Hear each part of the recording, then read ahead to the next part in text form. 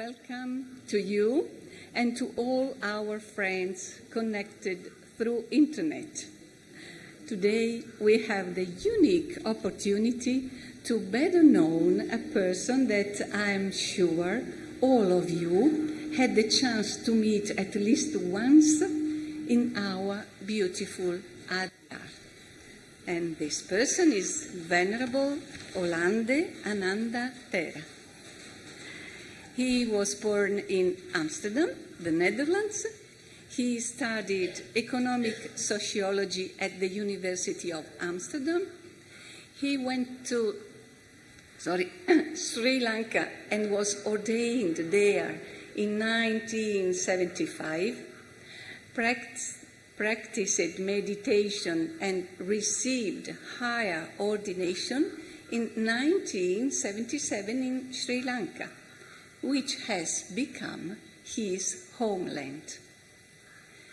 He has conducted numerous teachings and retreats in Germany, Sri Lanka, India, Bali, Japan, Pakistan, France, England, and also Vipassana meditation retreats in South Africa. Meditation seminars in Himalaya too, Indonesia, Holland, and Australia. He is a member in the International Network of Engaged Buddhists, in the network of Western Buddhist Teachers Conference, and member of the advisory board of Mandala Project of Tibetan House in New Delhi. He has twice at least conducted the School of the Wisdom sessions in Adhyar, and he has also given lectures at many international conventions. So, dear brother, can you tell us how and when you discovered Buddhism? I think it was not such a common choice in the 70s. Yeah, thank you, Patrizia, for the question. Before I came to Buddhism, I should say that I came to Hinduism first. That was a little bit more accessible in those days, especially when the Beatles started to meditate, and transcendental meditation, TM, became quite popular. And there was a talk about TM at the university in Amsterdam. Even my mother started to meditate. And so that was step number one. And then, strangely enough, I had never actually met an Indian person in my life, but an American friend gave me a book to read, and that was the autobiography of a yogi. And that book was very, very interesting, I found. And it was just lying on my table at my houseboat. I was living on a houseboat in Amsterdam.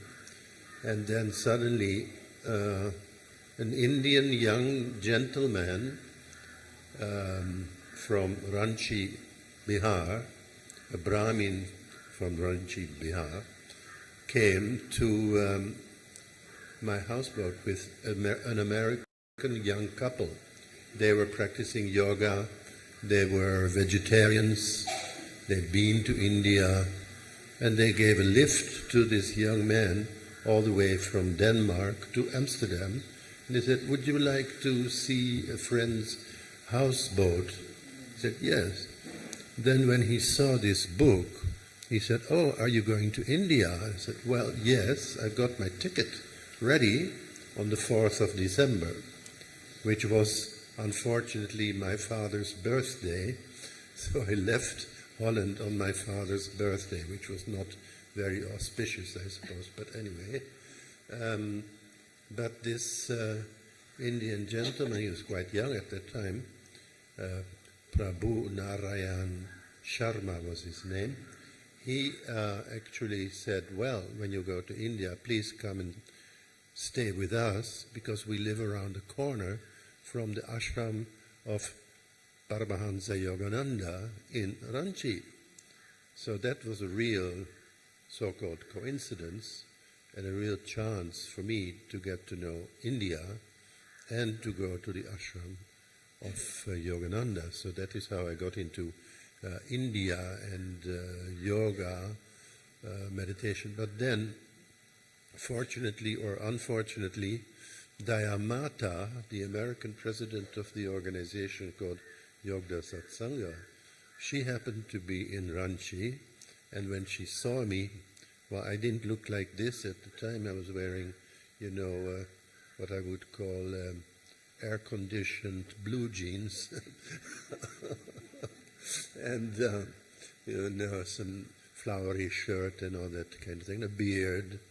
So, the Dayamata, she said, "Where are you from?" And I said, "From Amsterdam." "Oh, how interesting." Then the next day she came on her rounds and she asked me, "Where are you from?" And I said, "From Amsterdam." "Oh, how interesting." And then I said, "Could I stay here?" Because that is why I came to India.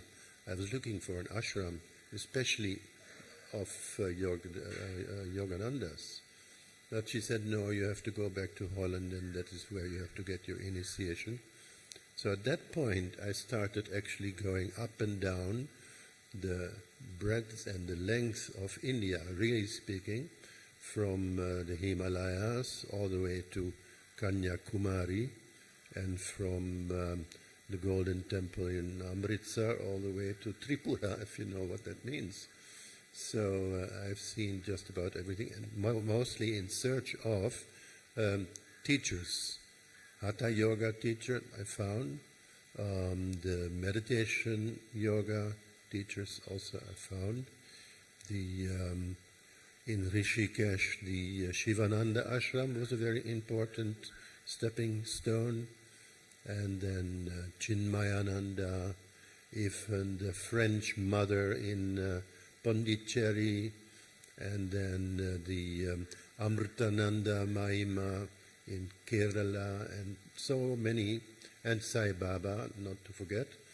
But not to forget at all J. Krishnamurti. During my travels, I actually came to Arya, and I even stayed at Leadbeater's chambers and went to Krishnamurti's talks. So that was not exactly Hinduism, it wasn't exactly Buddhism, it was Krishnamurti. And he really impressed me. But that also gave me a feeling of, the kind of variety that there was, and also how you can be yourself. You don't have to really copy other yogis and masters and do as if they are all-knowing and things like that. So that is, then the very strange thing that happened is that this Brahmin family in Ranchi, Bihar, they said, although they were all real practicing Brahmins, they had all studied, and they were very, very good, I would say, very good Brahmins. But they said to me, "You know what, we think that Buddhism is better for you than Hinduism." A Brahmin telling me that Buddhism seems to be better for me. And that could be true because of my, what you call, humanistic background, and maybe non-religious. Also, our family was not very, what you call, churchy. And so, from a half Jewish and half ex-Christian background, Buddhism seemed to be, that they didn't know all that, but they said Buddhism seems to be a better choice. So then I started visiting also Buddhist places, and I was very impressed with the Buddha statue, for instance. It had a very peaceful look on the Buddha's face, and a very clean environment, and also the books that I read, they were giving me some insight into Buddhism. And then you took your vows. Yes, I didn't take the vows immediately because, yes, now the thing is that I went to India twice, each time for half a year, and 1 year back in Holland to decide what to do. Should I join the army, which was still a threatening possibility, and or should I do a job, or should I go back to India? And that, yeah, because just before my end of the first visit in India, somebody asked me in a queue in a post office in Ranchi, Bihar, what's the purpose of your visit to India? And I said, well, if you really want to know, I've been looking for a guru and I couldn't find him. He said, well, you know, I know one direct disciple of Swami Yogananda. His name is Omkarananda Giri, and he has his own small ashram, not the main ashram, but another one, also in Ranchi. If you like, I can introduce you there. And that Swami, he was actually also a homeopathic doctor, but he also initiated people into Kriya Yoga if they are interested. So he said, no problem. You know, like Dayamata said, you have to go back to Holland, but he said, no, you can have it. Within a week, I got the initiation, and then I was initiated into Kriya Yoga. But from there, because of visa reasons, you know, visa was running out and I had to leave India, and I went actually to Nepal to get a new visa because Bihar and Nepal are close together. And in that very train towards the border of Nepal, the train stopped and they said, there's a strike, we don't know how long this will take, so yeah, you figure it out yourself, sort of thing. And then I saw right in front of me, about 5 meters away, a Buddhist monk. Apparently he was from Sri Lanka, and he was smiling at me, and he started giving me something to eat, also a chapati and dal or something like that. And so that was a kind of first encounter with a Sri Lankan Buddhist monk in a train on strike. And he asked me, what are you going to do, and what are your plans, and this and that. So I said, my visa is a problem, and that's why I go to Nepal. I said, next time when your visa runs out, you don't have to go to Nepal. You might as well go to Sri Lanka and have a look at our country, the religion, the people. And that is how I ended up in Sri Lanka.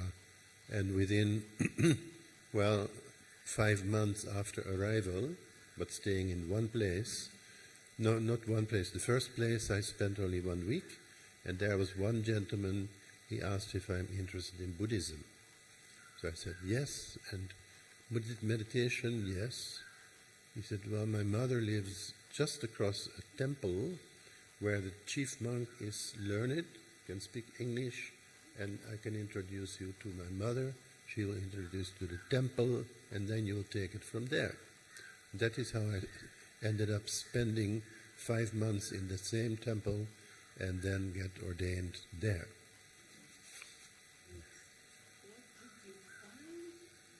Didn't expect, and what did you take for granted when you took your vows? My vows. So actually, what I found that I didn't expect. Well, I didn't know, and I was not told, nor by my teacher nor anybody, that when you get ordained, you're supposed to stay with the same teacher for 5 years. It's a long time. And that was a rather big surprise to me, especially since I found out that this very teacher, although he was very learned, he was a Mahapandita, but on the other hand, he did not favor meditation. He said, oh, meditation is just a selfish activity. So that was what we call in American English a real bummer. But still, what to do? I had to stay. So I stayed for 4.5 years with the same teacher. It was a sort of compromise. And then, not that he was bad, he was very good, but he just didn't support meditation in a sense. I just went for meditation from time to time, etc. So I thought that meditation was the most important thing. I didn't come to study yet another religion. That was not exactly what I was looking for, although it was interesting, and Hinduism is still interesting, very interesting religion, difficult to understand with its 33 million gods and goddesses, but still, especially the pronunciation of all the gods' names. But then, yes, the meditation finally, I moved actually under the guise of that it was too hot in Colombo and I needed a cooler climate. I went to a meditation center in the mountains and spent the next 5 years there. And your choice, because it was, I think, not so common. My choice was not common, no. In those days, there were already some, but not many, who have chosen that path to go to Asia, either Burma, Thailand, or Nepal, India, to become a Buddhist monk. Even in Sri Lanka there had been, but very few. So that was not common, but I don't know, I just felt like I have to do something about myself, basically. And I thought that would be the way to overcome certain problems and to find some happiness, peace of mind, and then I did find something before my ordination actually. Something happened during the meditation which gave me the feeling, this is it, like I don't have to ask any questions. And so that is how I decided to continue and to get ordained. And the other thing is that you don't have to decide for the rest of your life to stay as a monk when you become a monk in Buddhism, unlike, let's say, in Catholicism perhaps, where you have to stay for your lifetime as a monk or a nun. And in Buddhism it is like you can get in and out, well, not in and out all the time, but when you find that it's not good for you anymore, you can just disrobe and do something else. And that kept me going, actually. The fact that you can leave kept me going and staying inside. That was, and then my family, the questions about my family. If you don't mind, I will tell that also. Well, as I just mentioned briefly, my family was sort of, from my father's side, Jewish, but not very Orthodox, and from my mother's side, Christian. And they together were what is called humanists. So they were free thinkers, actually. And when it came to the point where I wanted to get ordained, and my teacher said, well, you have to get permission from your parents to get ordained. And I was 27 at that time. I thought, I'm 27, can't I decide for myself? Like, we think like that. But no, you can't. Even if you're 45, you have to get permission, well, if the parents are still alive, otherwise from your wife or children. So without permission, you can't become a monk. So then, those days there was no cell phones, fortunately or unfortunately. So I had to write what is called an aerogram, blue sort of letter. And then it took about a week for that to reach Holland, and in which told my parents, well, this is the case, I need your permission, and please give your permission. So my father wrote back. My mother didn't exactly react much, but she had her own kind of wisdom. Then my father wrote back, well, if nobody is forcing you, because those days there were certain sects which forced youngsters to become member of their organization. So if nobody is forcing you, if this is your own decision, and if you think that this makes you happy, then you can have our blessings, and we can always ask questions later, can't we? He said. So my teacher said, why don't you write another letter and ask them to come and have a look for themselves in Sri Lanka, and then, they can decide even further. But in the meantime, I was already ordained with their permission. So after they came, on day 2, there was an invitation for what is called a dana, a meal for the monks. They are invited to a house, and the people want to commemorate somebody who has passed away and transfer the merits of that meritorious deed to the people who have passed away. That is the idea. So this was a person who had worked for the United Nations, a quite well-off person, very close to the temple. And then my parents saw what we monks, we were about 5, 6, 7 monks, what we all got to eat, you see.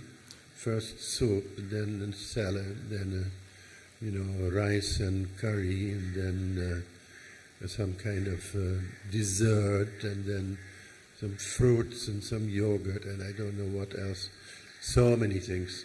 And the fear that they had that I don't get enough to eat was immediately gone in that way. So that was, very good.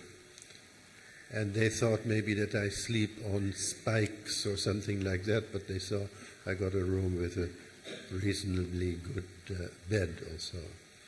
And we took them all around Sri Lanka, and they visited so many also Buddhist places, historical, not historical, yes, historical, but not hysterical places.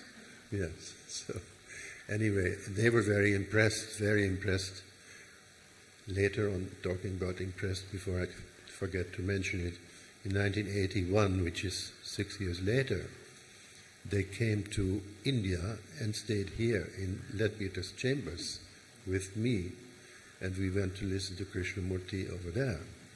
And my father was so impressed with the place, he started crying.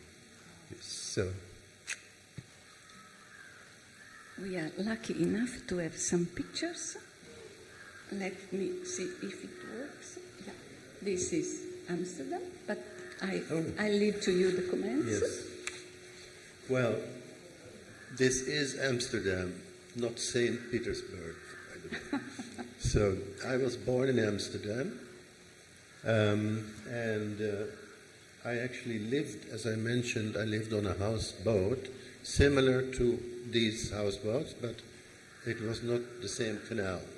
There are several canals going around in Amsterdam, 4 or 5 in a circle and then in between. But this is the Prinsengracht. Yeah. And then? So, now this little boy,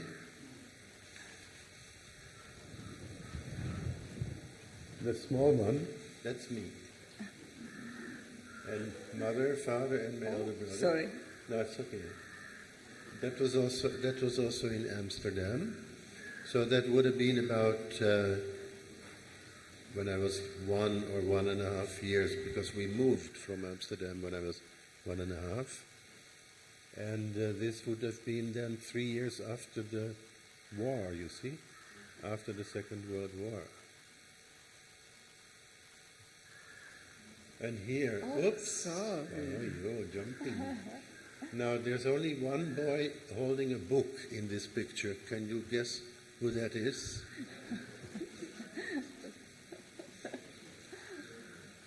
Yeah. We had a very interesting teacher, actually. I think it's in the grey dress above there. She knew how to read hands. That was rare in Holland those days. And she said that I have a very bright future. Wow. I was only 10 years old. It was true.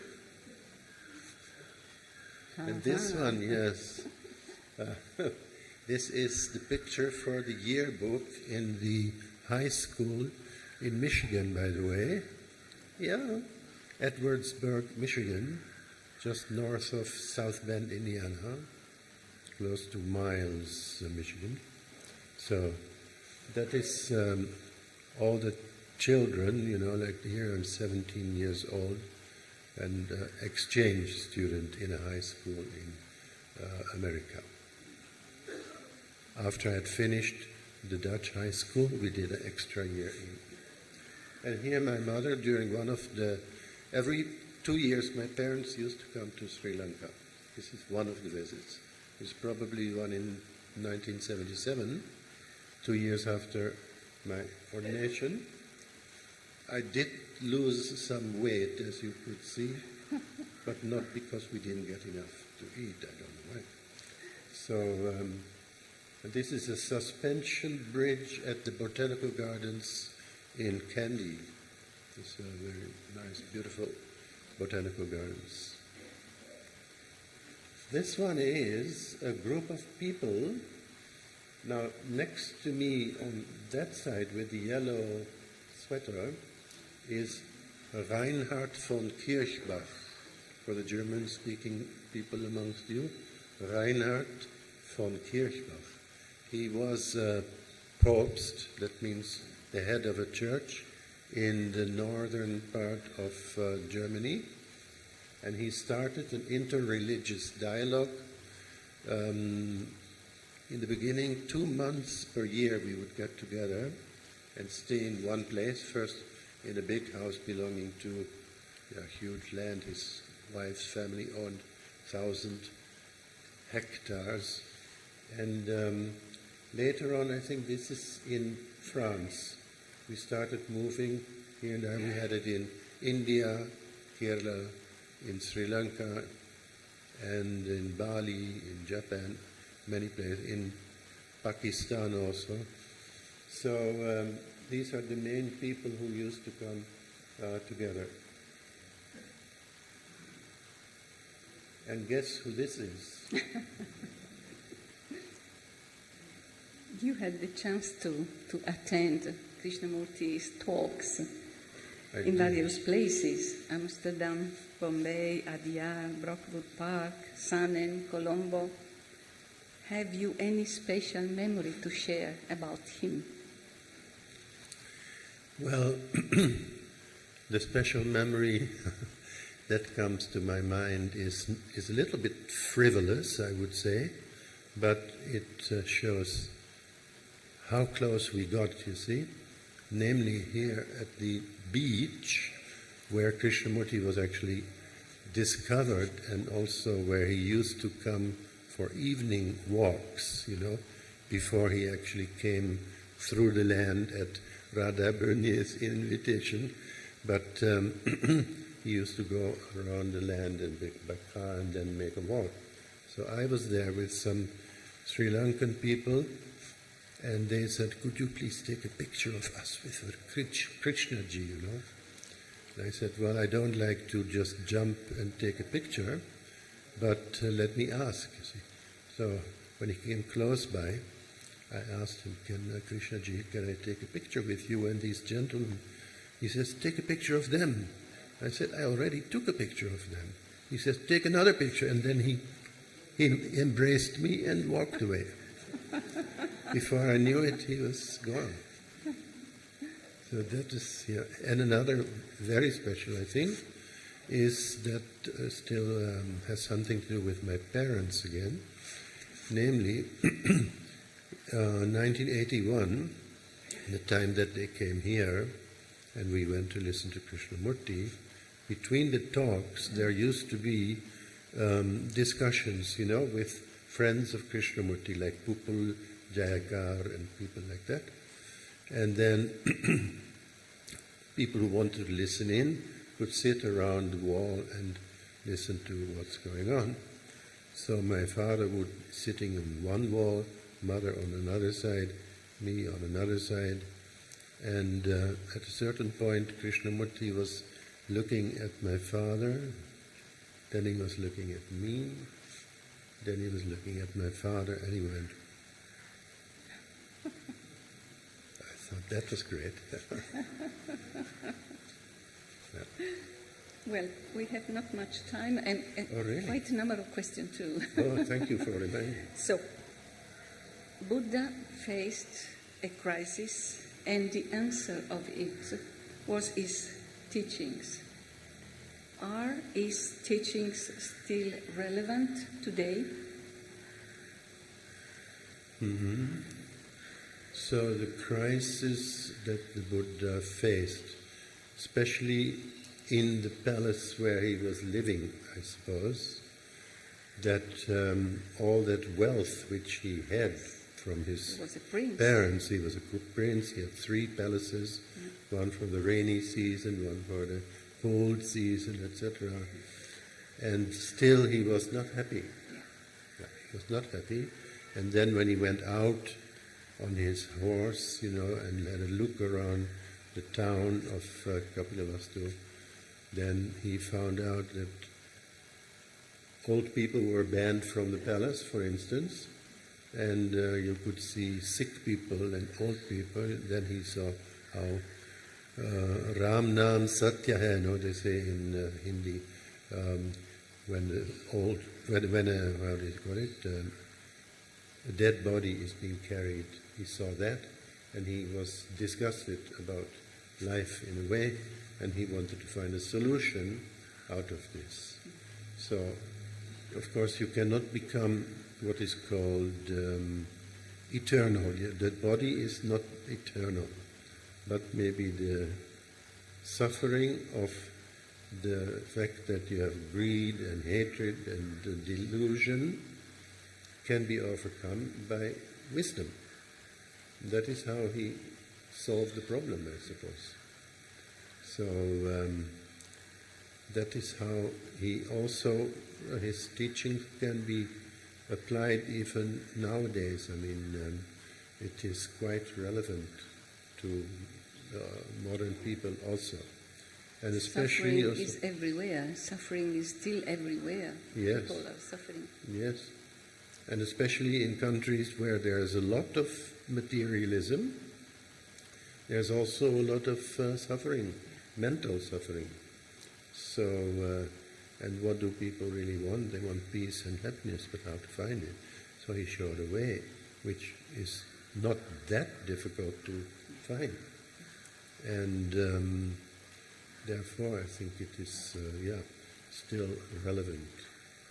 Where is Buddha? Yes. Now that is the $1 million question.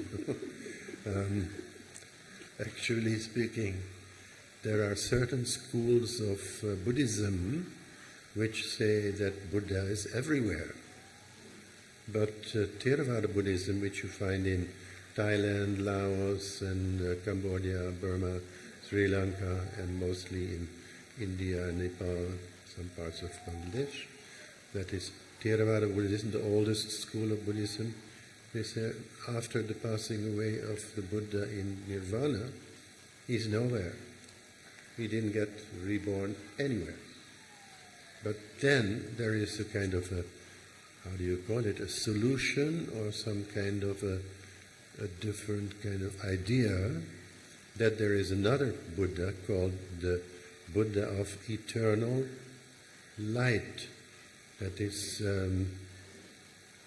Amitabha Buddha. Amitabha. There's quite a big school of that in Chinese Buddhism, in Vietnamese Buddhism. And so Amita means infinite, Ba means light, and Buddha. So the Buddha of infinite light. Very And interesting. the thing is that where is he? He is somewhere, and all the streets there are paved by gold and diamonds. Isn't it, gentlemen from Singapore?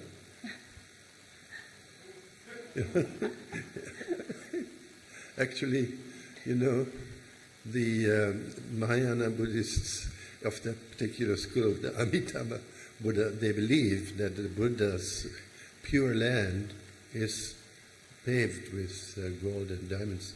I think that is why a lot of Chinese ladies especially like to be there after death. You don't have to buy those diamonds anymore. What to do? We have many Buddhist schools in the Western countries too, but how can we discriminate among them? It is difficult to understand the difference from each other and to know which one to follow. Yes. So it's easier if you live in a traditional Buddhist country like Sri Lanka, Burma, Thailand, Cambodia, because that is only one type of Buddhism. But in the West, they have got imported so many different forms of Buddhism from different countries, from China, from Japan, from Vietnam also, and from different places. So those have different forms, different beliefs. And sometimes they use names that we can hardly pronounce, and we don't know exactly what it means, and we chant. In certain cases, people just chant without knowing what it means. And then Tibetan Buddhism is yet another form, very popular.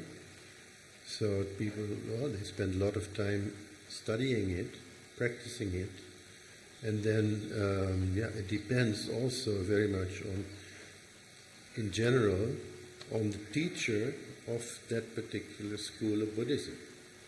Whether that is a reliable teacher, a good teacher, if they're not in it to make money or something like that, or exploiting their students sometimes.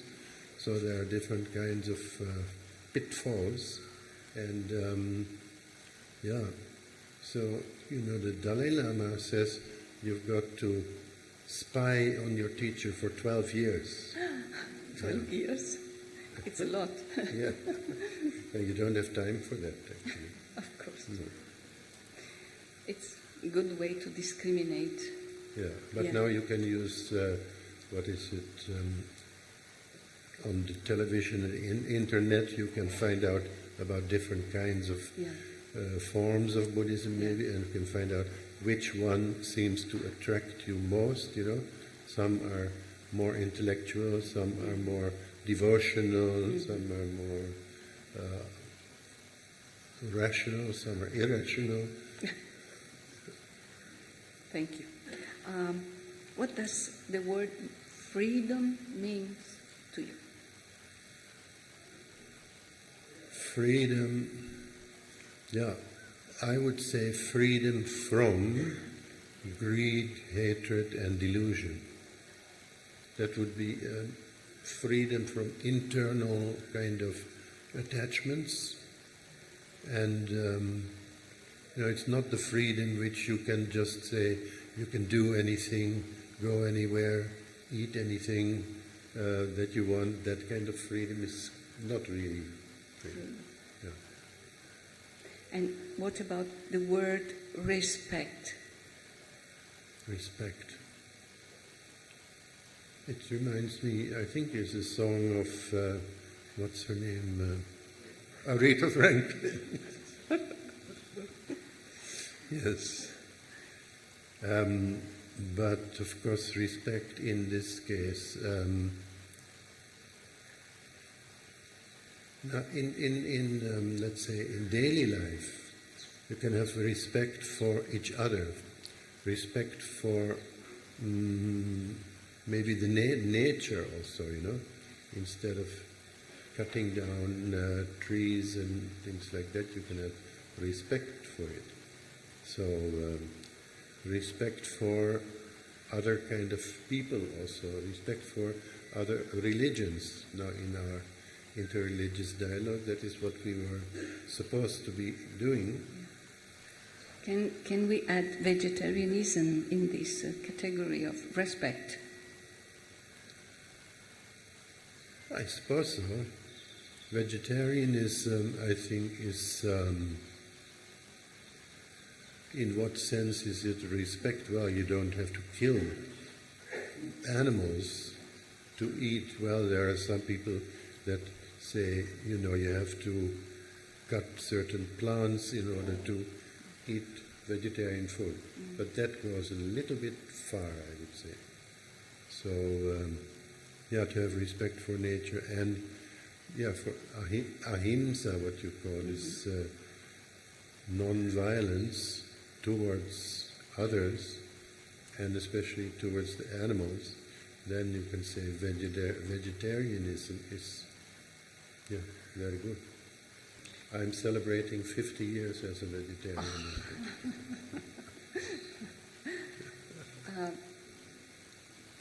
Can meditation improve our relationships with ourselves and with others, especially in these challenging times? Meditation. Yes. Now, of course, there are many types of meditation. If it is meditation of the type of mindfulness, to be aware of what you are doing, what you are saying, and also towards others, and the kind of how do you say, the way you behave in the society. Those are things that you can improve in your daily life and also in yourself. You said, that if you are aware of these things, if you're not aware of them, they just take over and you have no control. So, but becoming aware of it and then fighting it also is not exactly a wise way. One has to understand it and then overcome it, I suppose. What was the best gift life gave you? Well, the best gift that life gave me, I think the meeting of the first Swami Omkarananda Giri in Ranchi. I had a feeling that he had sort of picked me up,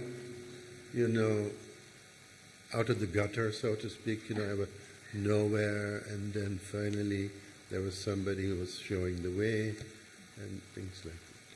So that was... an inspiring guru. Yes. But of course I left him and I went back to say hello and goodbye a couple of years later. When I went to Bodh Gaya, it's not too far, about 275 kilometers, but I did go and see him. Yes. He was a bit disappointed, let's put it that way. I'm sorry, it is life. I'm so sorry.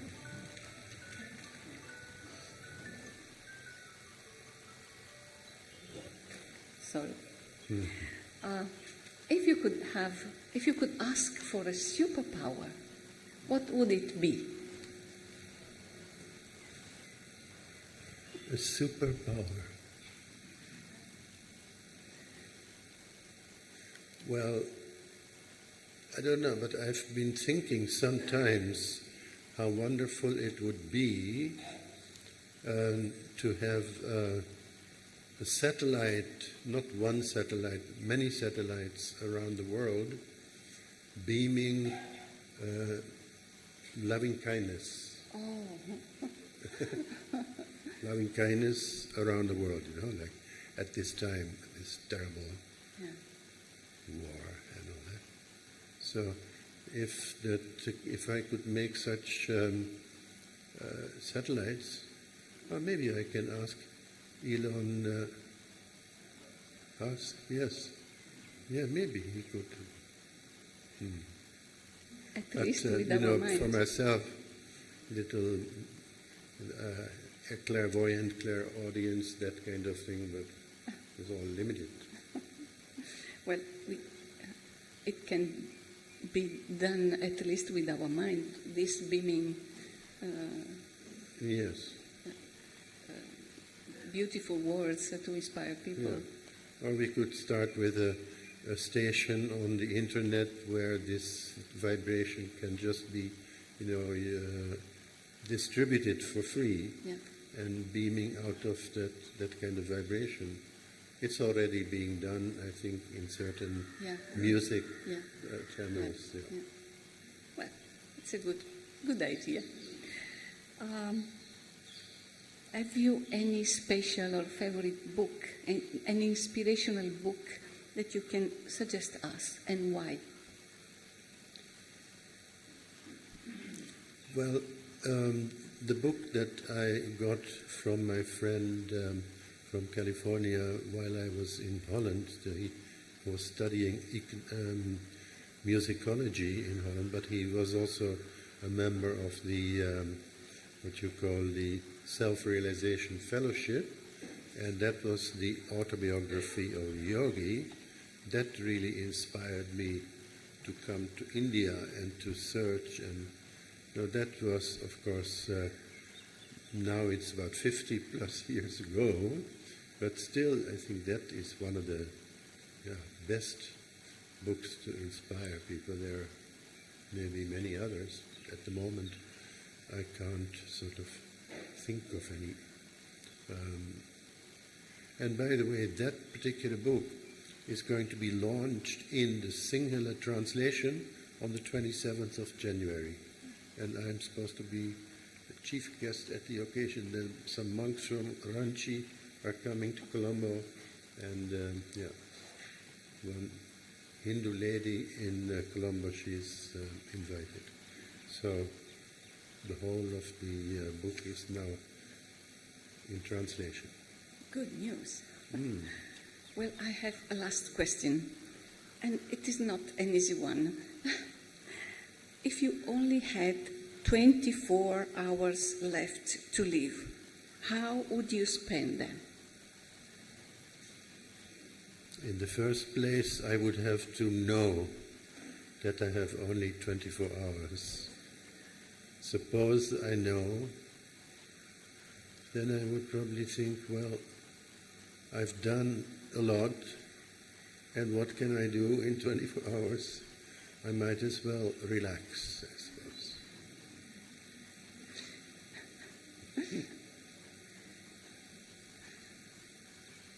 Thank you, dear brother Ananda Olande. I thank him so much. Oh, we have a question. Oh. And we still have some. We have still some pictures, but yes, question? Well, please. Ah, yes. Raise your voice.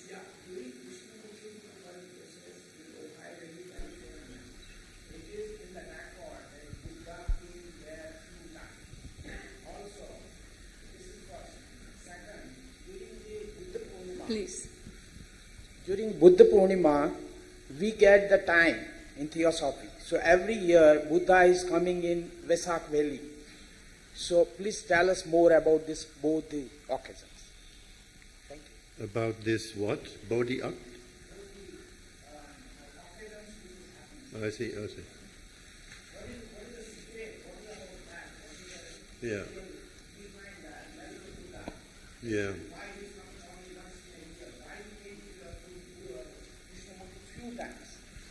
Yes. Yeah.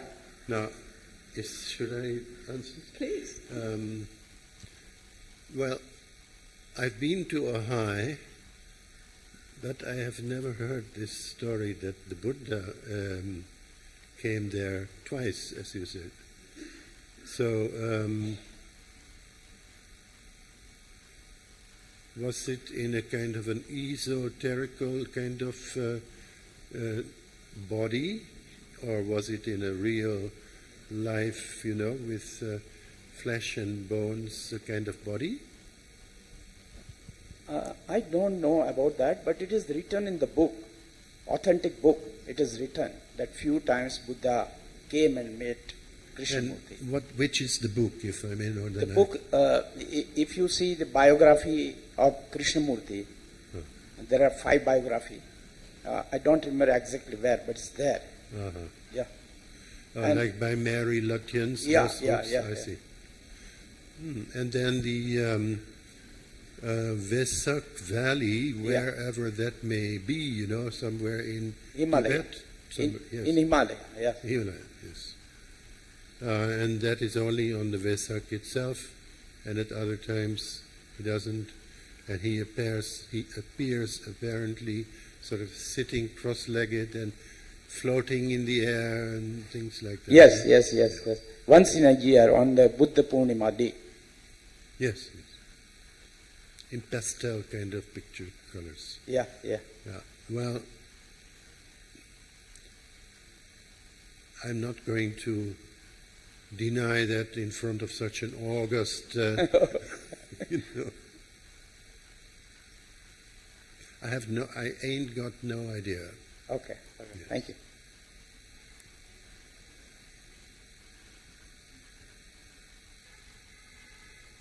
I see no more questions, no more hands raised. So I thank heartily our brother, Venerable Ananda Olande, for his lovely talk.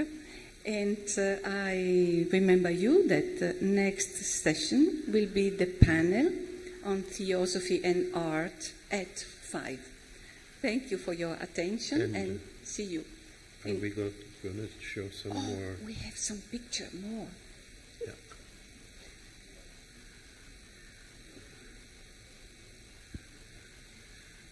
Please. Oh, yes. Your words. Now, this is the Tupa Ramaya, or the first stupa in Sri Lanka. So that is about 2,300 years ago was built.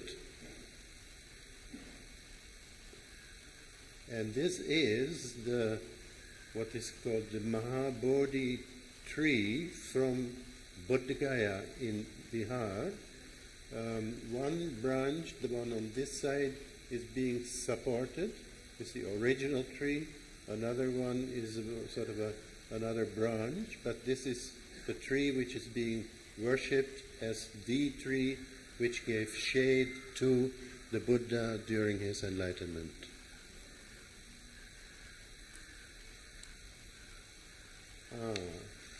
So my guru, my Buddhist teacher who ordained me in 1975, he came to Holland twice.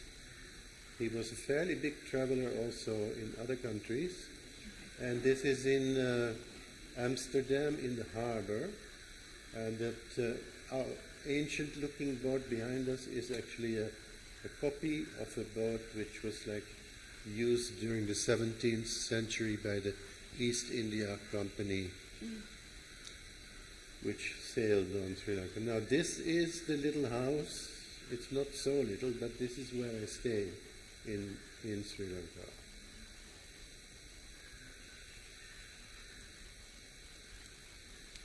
Yeah, this is just a picture of a Himalayan mountain,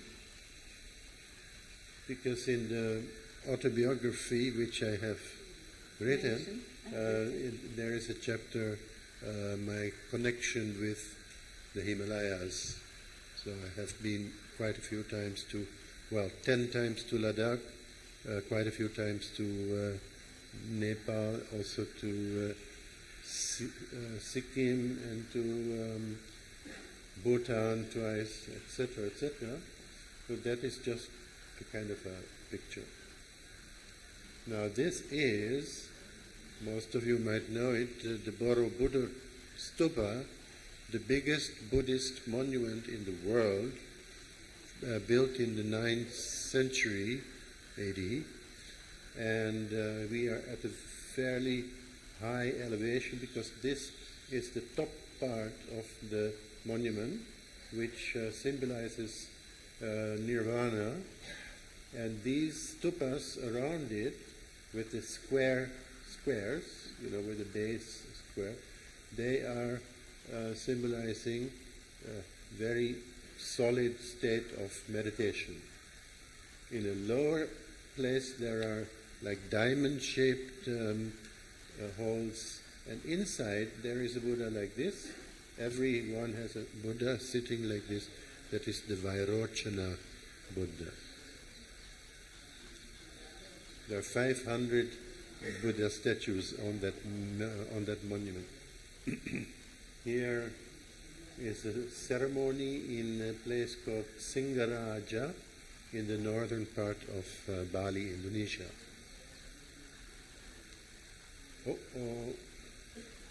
Some people say, Dalai who?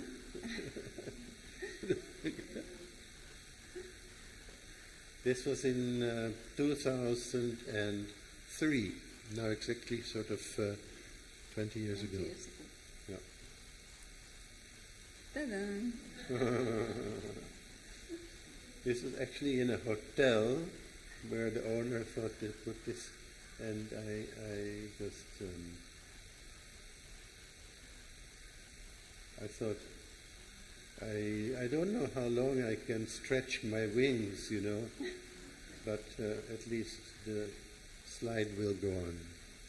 But I think this is maybe the final slide, is it? Maybe. Maybe. Yes, it is. The final one. Yes. So,